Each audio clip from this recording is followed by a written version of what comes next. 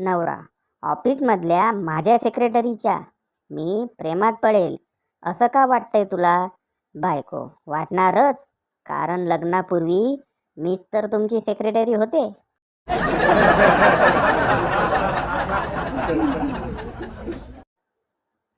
बायको, अहो डिनर वाढले, घ्या बरं जेवून लवकर.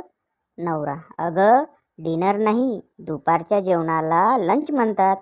बायको, जास्त हुशारक्या मारू नका, काल रात्रीचं वाचलेलं जेवण वाढलंय, मुकाट्यानं गिळा.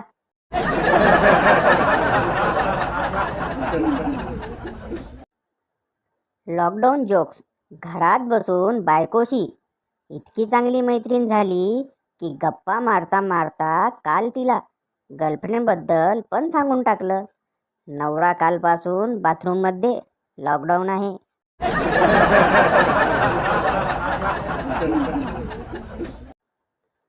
सासूबाई, अगं सुनबाई, काय विचार करतेस?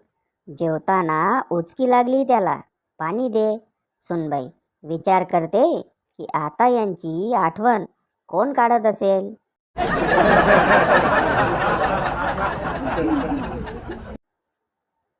आजकाल सर्वत्र क्रेज आहे चुलीवरची मटण भाकरी वगैरे.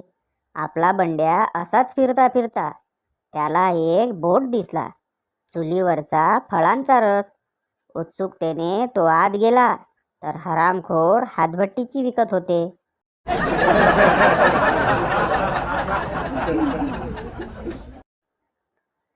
मुलांच्या वार्षिक परीक्षेच्या तणावातून आणि नेहमीच्या स्वयंपाकाच्या कटकटीतून मुक्ती मिळावी म्हणून एक गृहिणी रेस्टॉरंटमध्ये गेली.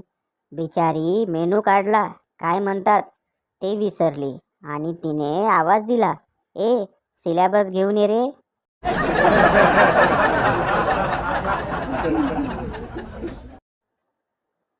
पोलीस, तू बंडूचे पैसे चोरले हे मान्य आहे काय तुला? गंपू, नाही, त्याने स्वतःच्या हाताने पैसे काढून दिले. पोलीस, कधी?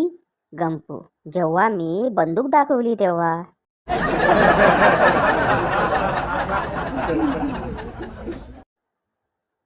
माणुसकीवरून माझा विश्वास तर त्याच दिवशी उडाला होता जेव्हा मी बहिणीला दुपारी 12 वाजता मारलं आणि ती संध्याकाळी 7 वाजता बाबा आल्यावर रडायला लागली.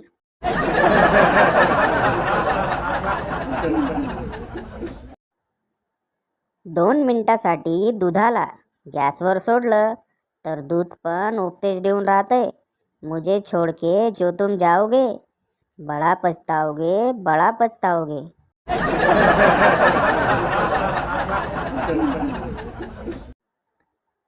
बारमध्ये 2 लोक दारू पित होते.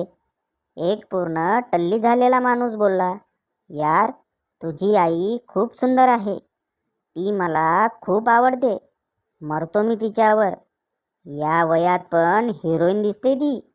बारमध्ये स्मशान शांतता पसरली. लोकांना वाटलं आता लफडं होणार. तेवढ्यात दुसरा उठून बोलला, घरी चला पप्पा, तुम्हाला खूप चढली आहे, घरी चला.